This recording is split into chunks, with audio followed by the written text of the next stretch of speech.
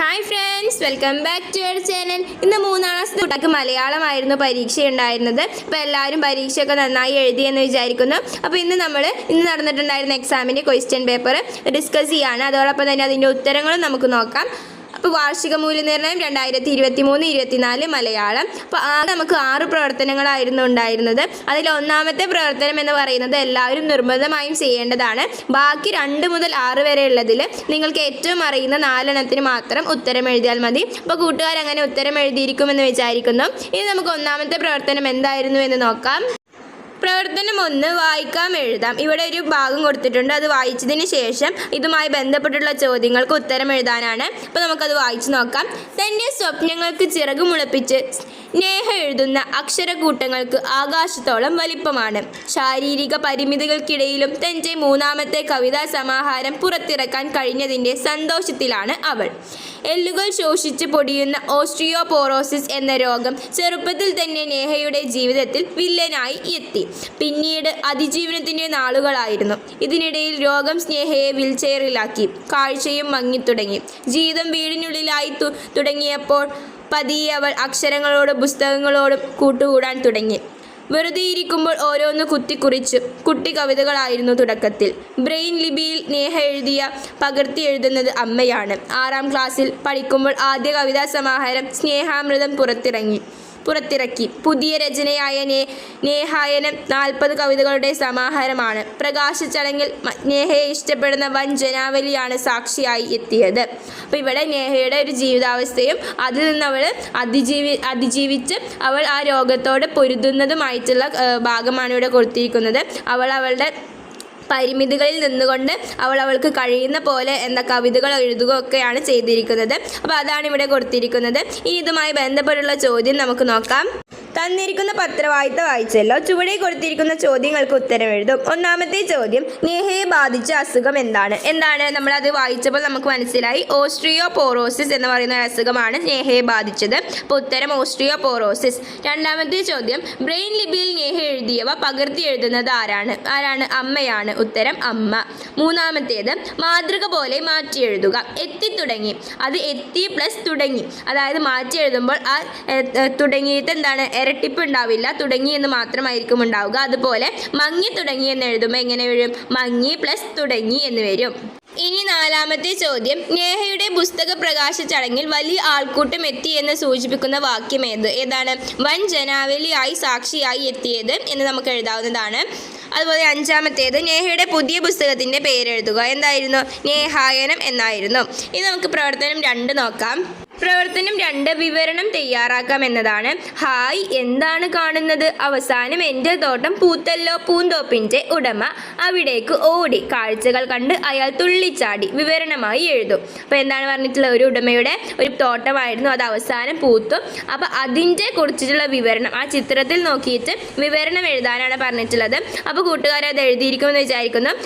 ഒരുപാട് പക്ഷികൾ പറക്കുന്നു, കുട്ടികൾ മരത്തിൽ കയറി കളിക്കുന്നു, അതുപോലെ ഒരുപാട് ചെടികളും ഒക്കെ അവിടെ മുളക്കുന്നു, അതുപോലെ തന്നെ മരങ്ങളെല്ലാം പൂത്ത് നിൽക്കുന്നു. അത് നമുക്ക് വിവരണ രൂപത്തിൽ എഴുതാവുന്നതാണ്. അത് കൂട്ടുകാർ എഴുതിയിരിക്കും എന്ന് വിചാരിക്കുന്നു.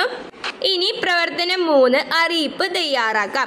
ഭാഷാ ക്ലബിൻ്റെ നേതൃത്വത്തിൽ സ്കൂളിൻ്റെ കാവ്യോത്സവം സംഘടിപ്പിക്കുന്ന ഈ വിവരം സ്കൂളിലെ മുഴുവൻ കുട്ടികളെയും അറിയിക്കാനായി സ്കൂൾ അസംബ്ലിയിൽ അവതരിപ്പിക്കാൻ ഒരു അറിയിപ്പ് തയ്യാറാക്കുക. അപ്പോൾ എന്താണ് പറഞ്ഞിട്ടുള്ളത്? അറിയിപ്പ് തയ്യാറാക്കാനാണ്. അതായത് എന്തിനെ കുറിച്ചിട്ടാണ്? ഭാഷാ ക്ലബിൻ്റെ നേതൃത്വത്തിൽ സ്കൂളിൽ ഒരു കാവ്യോത്സവം നടക്കുന്നുണ്ട്, അത് എല്ലാവരെയും അറിയിക്കാൻ. അപ്പോൾ എന്താണ് അറിയിപ്പ്?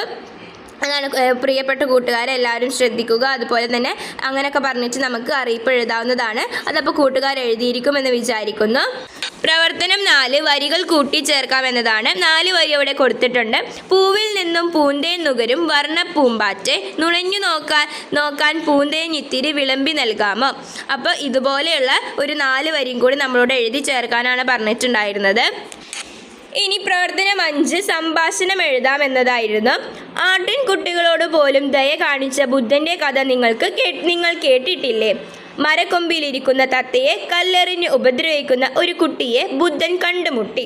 അവർ തമ്മിൽ എന്തൊക്കെ സംസാരിച്ചിട്ടുണ്ടാകും? സംഭാഷണം പൂർത്തിയാക്കും. അപ്പോൾ ഇവിടെ സംഭാഷണം എഴുതാനാണ്, അതായത് ബുദ്ധനും കുട്ടിയും തമ്മിലുള്ള സംഭാഷണം. അപ്പോൾ എന്താ ബുദ്ധൻ എന്താ ചോദിക്കുന്നത്? നീ എന്തിനാണ് ആ സാധുവായിട്ടുള്ള തത്തയെ നീ ഉപദ്രവിക്കുന്നത് എന്ന് ചോദിക്കും. അപ്പോൾ എന്താ പറയുക, കുട്ടി എന്താണ് അതിന് മറുപടി പറയുക, അത് നിങ്ങൾ എഴുതുക. അതുപോലെ തന്നെ കുട്ടിയും അതുപോലെ തന്നെ ബുദ്ധനും തമ്മിൽ എന്തൊക്കെയായിരിക്കും സംഭാഷണത്തിൽ ഉണ്ടാവുക, എന്തൊക്കെയായിരിക്കും അവർ കണ്ടുമുട്ടിയപ്പോൾ വർത്താനം പറഞ്ഞിട്ടുണ്ടാവുക എന്നത് എഴുതാനായിരുന്നു. അപ്പോൾ അത് കൂട്ടുകാർ എഴുതിയിരിക്കും എന്ന് വിചാരിക്കുന്നു. ഇനി അവസാനത്തെ പ്രവർത്തനമായിട്ടുള്ള ജീവചരിത്ര കുറിപ്പ് തയ്യാറാക്കാം. തന്നിരിക്കുന്ന സൂചനകളും കൂടുതൽ വിവരങ്ങളും ഉൾപ്പെടുത്തി കുഞ്ഞുണ്ണി മാഷിനെ കുറിച്ചൊരു കുറിപ്പ് തയ്യാറാക്കും. അപ്പോൾ എന്താണ് പറഞ്ഞിട്ടുള്ളത്? ഇവിടെ ഒരു ജീവചരിത്ര കുറിപ്പ് എഴുതാനാണ് പറഞ്ഞിട്ടുള്ളത്. കുറച്ച് സൂചനകൾ അവിടെ കൊടുത്തിട്ടുണ്ട്. അപ്പോൾ എന്തൊക്കെയാണ് കൊടുത്തിരിക്കുന്നത്?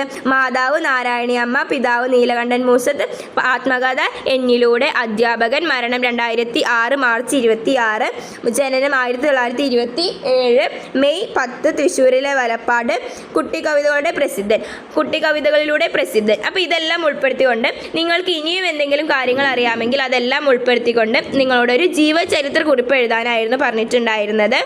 അപ്പോൾ നമുക്ക് എങ്ങനെ എഴുതാം? ജീവചരിത്ര കുറിപ്പ് എഴുതുമ്പോൾ ആദ്യം നിങ്ങൾ ഒരു തലക്കെട്ടായിട്ട് അദ്ദേഹത്തിൻ്റെ ആരുടെ പേരാണ് നമുക്ക് തന്നിരിക്കുന്നത് അത് എഴുതാവുന്നതാണ്. അപ്പോൾ കുഞ്ഞുണ്ണി മാഷാണ് ഇവിടെ, അപ്പോൾ കുഞ്ഞുണ്ണി മാഷ് എന്ന് എഴുതുക. അതിനുശേഷം നിങ്ങൾക്ക് അറിയാവുന്ന കാര്യങ്ങൾ എഴുതാം. അപ്പോൾ മലയാളത്തിലെ ആധുനിക കവികളിൽ ഒരാളാണ് കുഞ്ഞുണ്ണി മാഷ്. ബാലസാഹിത്യ മേഖലയിൽ ഇദ്ദേഹത്തിൻ്റെ സംഭാവനകൾ വ്യാപകമായി അംഗീകാരം നേടിയിട്ടുണ്ട്. 1927 മെയ് 10 തൃശ്ശൂർ ജില്ലയിൽ ജനിച്ചു. അധ്യാപകനായി 1982 വരെ ജോലി ചെയ്തു. മാതൃഭൂമി ആഴ്ചപ്പതിപ്പിൻ്റെ ബാലഭക്തി കുട്ടേട്ടൻ എന്ന പേരിൽ എഴുതിയിരുന്നു. 17 വർഷത്തോളം അദ്ദേഹം മലർവാടിയിൽ കുഞ്ഞുണ്ണി മാഷും കുട്ടിയോളും എന്ന ഭക്തി എഴുതിയിരുന്നു. ഈരടികൾ മുതൽ 4 വരികൾ വരെയുള്ളവയാണ് കുഞ്ഞുണ്ണി കവിതകളിൽ ഏറെയും.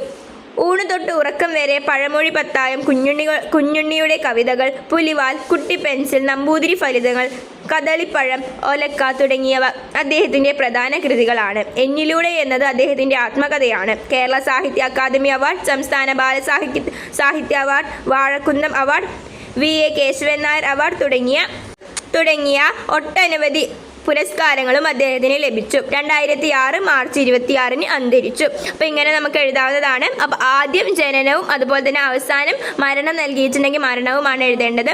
അതാണ് നോക്കേണ്ടത് നിങ്ങൾ കൂടുതലായിട്ടും. അപ്പോൾ ഇത്രയും പ്രവർത്തനങ്ങളായിരുന്നു ഇന്ന് നടന്നിട്ടുണ്ടായിരുന്ന എക്സാമിന് ഉണ്ടായിരുന്നത്. അപ്പോൾ എല്ലാവരും നന്നായി എക്സാം എഴുതി എന്ന് വിചാരിക്കുന്നു. ഈ വീഡിയോ നിങ്ങൾക്ക് യൂസ്ഫുൾ ആയി എന്ന് വിചാരിക്കുന്നു. Thanks for watching.